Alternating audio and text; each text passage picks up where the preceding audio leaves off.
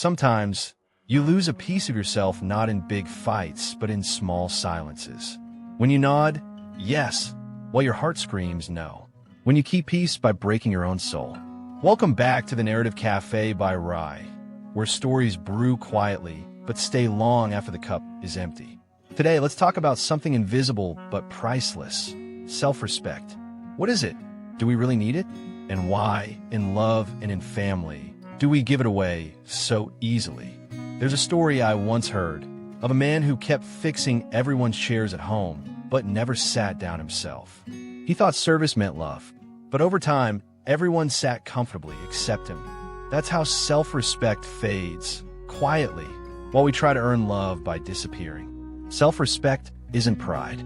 It's not rebellion. It's simply the quiet knowing, I matter too. It's the way you hold your voice steady, even when no one's listening. It's the way you forgive, but don't allow harm again. It's the art of staying kind, without becoming invisible. Ask yourself, in your family, in your relationship, how often do you trade your peace just to keep others comfortable?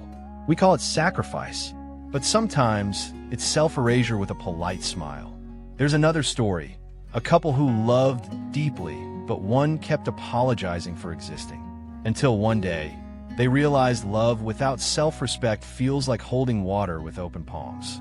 It leaks, no matter how hard you try. Self-respect is not taught in school. It's learned in the moments you say enough, in the decision to walk away from conversations that reduce you, in the courage to rest when guilt tells you to keep running. It's the mirror you clean every time you tell the truth, even when it's hard. And yet, here's the paradox. We crave both love and respect. But love without respect feels like hunger. Respect without love feels like distance. The balance. That's where human relationships actually bloom. Now let's talk money. Is money bigger than self-respect? Maybe it's not a competition. Maybe it's a conversation. Money builds comfort, but self-respect builds character. One buys the house. The other makes it a home where your soul can breathe. In a job, you might be paid to stay quiet. In a relationship, you might be praised for never complaining. But remember, peace built on silence is just tension in disguise.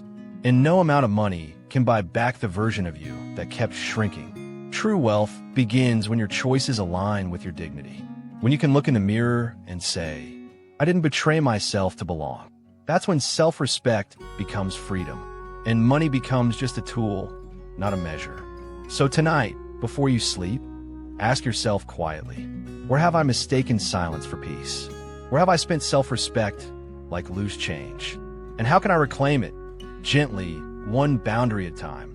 Because the world may value noise and numbers, but life respects those who respect themselves. This is Rye from the Narrative Café. If today's story stirred something in you, share it forward. And until next time, remember, your worth doesn't need proof, just presence.